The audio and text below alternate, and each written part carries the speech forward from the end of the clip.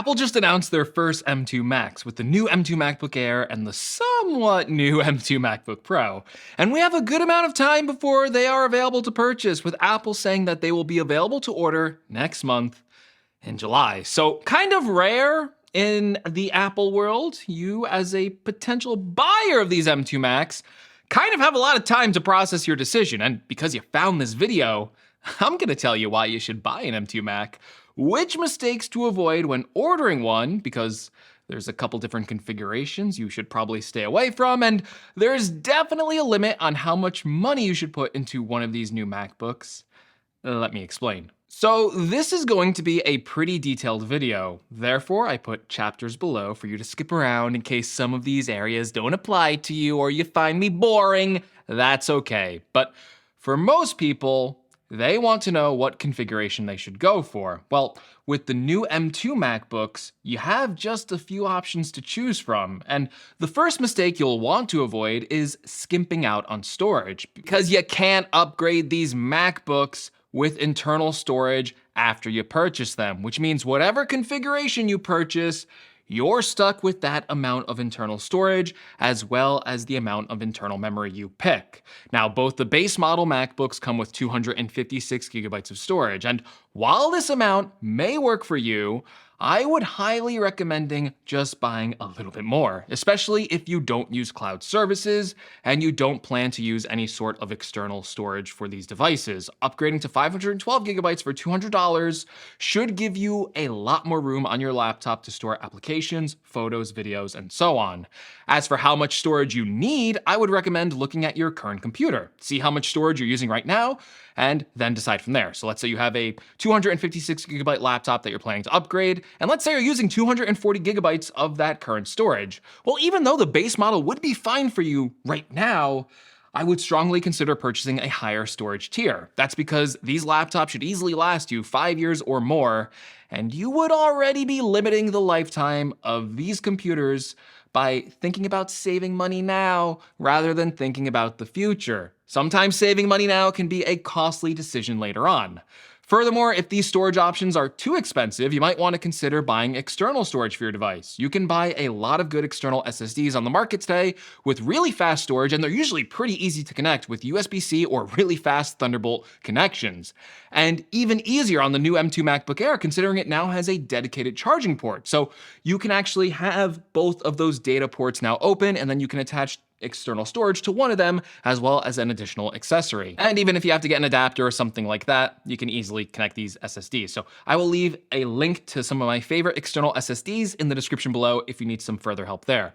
Now, a new option for the MacBook Air is kind of confusing if you're buying the base model, and that would be the new charger options. By default, this M2 MacBook Air ships with a regular 30-watt USB-C charger. However, for $20 more, you can buy a dual USB-C charger, that is a 35-watt charger, or a 67-watt power brick, which only has a single USB-C connection, but is able to fast charge the MacBook Air up to 50% of its battery life in just 30 minutes. Personally, I wouldn't spend the extra $20 on that 67-watt charger. I feel like there's plenty of third-party options out there for around the same amount of money, but that dual USB-C charger, I would consider spending $20 on that for the upgrade because it is supposed to be smaller, which is going to be good for travel, and it has 2 USB-C ports on it. So it would be a really good travel charger if you need to charge your MacBook Air and then something like your iPhone. But another mistake to kind of avoid is kind of knowing what configurations come with these chargers with no additional purchase upgrade.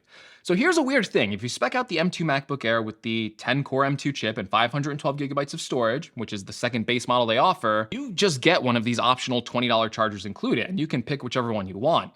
However, if you don't upgrade the chip, even if you spend over $2,399 with a 2 terabyte storage option and 24 gigabytes of memory, Apple will still not include these charger options, and you'll still have to pay $20 more to add it on. Furthermore, Apple will not include this charger if you don't upgrade the storage. So even if you get the full M2 chip and 24 gigabytes of memory with a starting price of $1,699, that's higher than the $1,499 option, Apple is still going to take the $20 from you for this additional charger. So this really doesn't make sense. I don't know why Apple is doing this, but for some reason, through the ordering bureaucracy or however Apple has decided to separate these purchasing options, you are not going to get that charger included, so just be aware of that. Another area you need to decide on is memory. Now, memory is not upgradable on the MacBooks like we said before.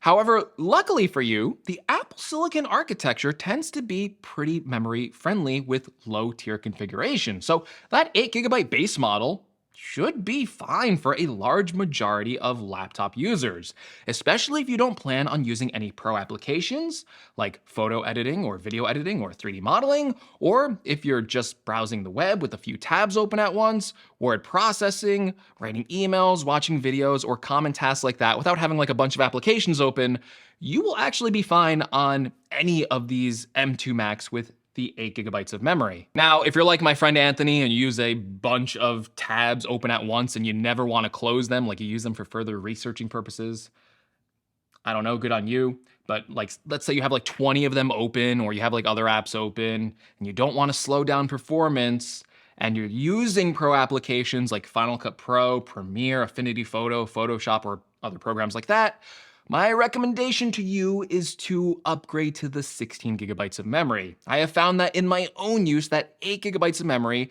could cause some slowdowns when using these programs, especially the more complex your photo or video projects are, and if you use a lot of layers. Furthermore, if you really want to soup up the M2 Mac, you may want to consider the new 24GB option, which should erase most memory limitations for pro workflows. Well, at least pro workflows that are similar to mine with editing 4K video.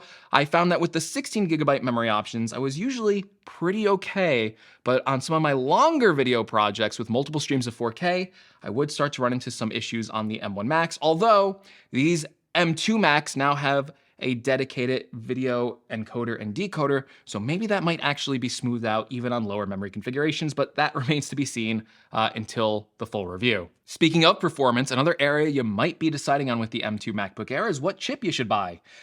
Now, this is only a decision you'll have to make on the MacBook Air, and you'll see that the base model comes with an M2 chip with only 8 GPU cores enabled, which is the same exact GPU core count as the M1. For $100 more, you can get an M2 chip with the full 10-core GPU. Right now, we have no idea on the thermal characteristics of the M2 MacBook Air and how much these GPU chips could throttle, or if the MacBook Air can even take full advantage of those extra 2 GPU cores. But what most people should know is you probably don't need them. Yes, very few people actually take advantage of the GPU cores offered on these machines. If you aren't doing any gaming or video editing or 3D modeling or even photo editing, or any other tasks you can think of that would require a better GPU, this upgrade would be 100% unnecessary if you don't target the GPU. Another area you need to be careful with in performance is deciding between the M2 MacBook Air and M2 MacBook Pro. Now, if you watch my other videos from this week, you know I'm not a big fan of the M2 MacBook Pro upgrade, but I've read through a lot of your comments thoroughly, and one point that kept coming up for this machine is that it will have better sustained performance than the M2 MacBook Air, and that was really important to some of these people. That's because the M2 MacBook Pro has a fan to help keep the M2 chip from thermal throttling, while the MacBook Air does not. So even though I probably won't be recommending the M2 MacBook Pro to most people, because most people don't need that sustained performance, if you're strictly on a budget and you can't afford the 14-inch MacBook Pro, well, this M2 MacBook Pro might be one of your best options to get the best performance possible on a budget. I understand that. Now, this performance upgrade will only really affect people, again, working with sustained workload. So if you're just using your laptop for short bursts of performance, you probably don't need to worry about this. But if you are using it for sustained performance, and these people pretty much know who they are, but some examples I would say is rendering out a video file, then over the time as the chip generates more heat, the M2 MacBook Pro will be faster for these types of projects. Subscribe to the channel for a better breakdown of how much an improvement the M2 MacBook Pro will be over the M2 MacBook Air when I do my full review next month. Now, despite the M2 MacBook Pro being the better performer, one mistake you should not make is thinking it's the more premium laptop in other areas, because it's not. I mean, yes, we all know the M2 MacBook Pro does not have the new design of the M2 MacBook Air, and maybe it's easy for you to overlook that.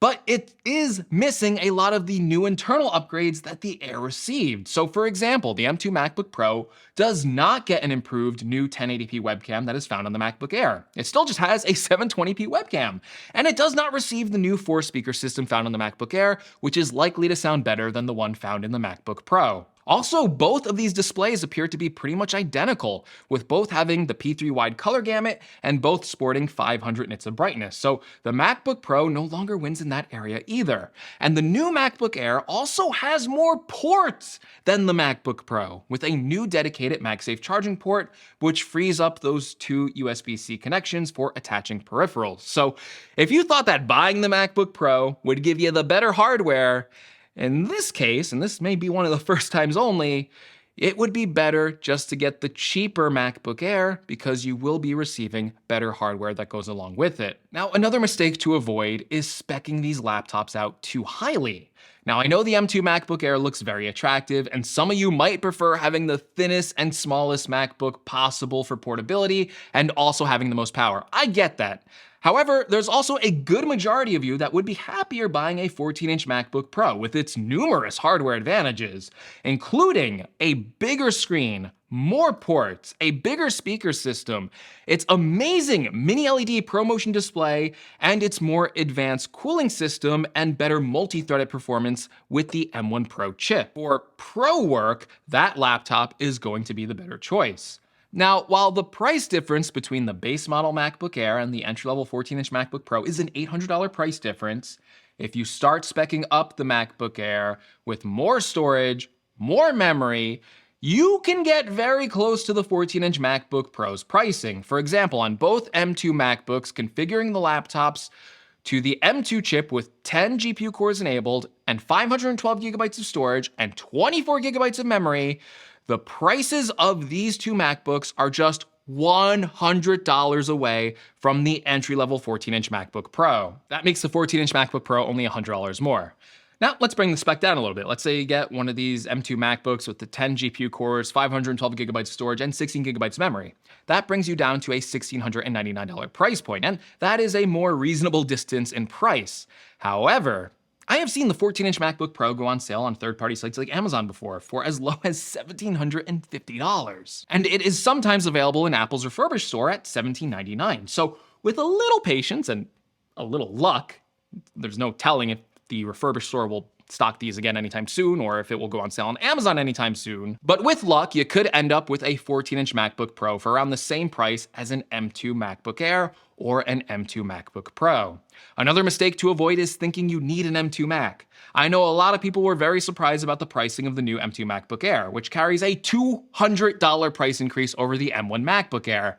And for some people, in a very understandable way, that is way too much money to spend on a laptop. Now, while the old MacBook Air doesn't get a lot of the nice upgrades to the new M2 version, it is still a great laptop with amazing performance, and it is still very lightweight. It's only a 0.1 pound difference between the new MacBook Air, and it even has the same battery life rating. So for most people, it's still gonna be a great laptop. You're just gonna not have the new design. It's fine. Also, you can get this laptop even cheaper than $1,000 sometimes. Now, at multiple retailers, just like I mentioned before, sometimes you can find this laptop for $850 at the lowest to around $950.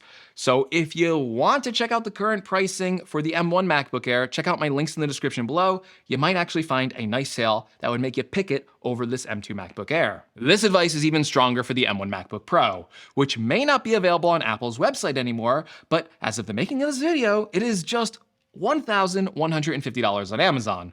The only change with the new M2 MacBook Pro is the new M2 chip. So if you think you'll be fine with the performance of the M1 chip, I mean, I think most people will, you will most likely be saving a good amount of money just by going for the older M1 model.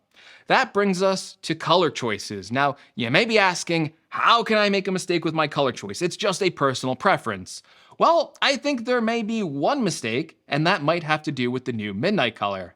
Now, I don't want to make people upset, so I will start off by saying, full warning, I am fully planning on buying that new midnight color. I think it looks really cool, but I want you to be prepared that based on multiple hands-on videos, it looks like that new midnight color might just be a fingerprint magnet. So if you can't stand fingerprints on your device, I know this drives some people crazy, this might actually be a color to avoid, and you may be better off with one of the lighter color options. Finally, the last mistake you need to avoid is to delay your purchasing decision. Now yes, you have a good month to think about whether or not you even want to buy one of these M2 Macs. But if you are going to buy one, my advice is to subscribe to this channel, because I will definitely tell you when you can order one, or you can keep checking Apple's website for an order date. That works too. Because you don't need me to tell you there are supply chain issues all around the tech sector right now, and Apple is no different. M1 Pro MacBook Pros are still delayed for shipping, even after being on the market for over half a year now. And don't even get me started on the Studio Display. And with this new M2 MacBook Air having a complete redesign, I imagine this laptop is going to fly off the shelves. So if you really want one of these as soon as possible, and I know a lot of you do not wait to order. You need to be informed and make sure you're ready to order or pre-order one of these as soon as they go on sale to avoid a massive wait, and definitely to avoid paying those scalpers. Do not pay a scalper. I am telling you, you just gotta order one right away. Even if you don't want it, you can always return it to Apple. You have a 14-day wait, but this time we're in a unique situation. We have a good month to decide whether or not we want to order one. But if you do decide, order one right away. All right, and those are my mistakes to avoid when buying the new M2 MacBooks. I think that was actually a pretty comprehensive list. It was actually good advice, I think, for pretty much anyone. But if I didn't answer a question here, leave me a comment down below. I'll try to respond to it with an answer if I have one. Also, if you found this video helpful, do me a favor, leave me a like. I like it when people like my videos. And make sure you subscribe to the channel too for the future M2 MacBook reviews. And hopefully, I'll see you in the next video. Peace. The peace thing's new. Should I keep it? No, I'm not asking. I don't want your advice. I'm gonna take my advice. The whole point of this video is giving you advice. Bye.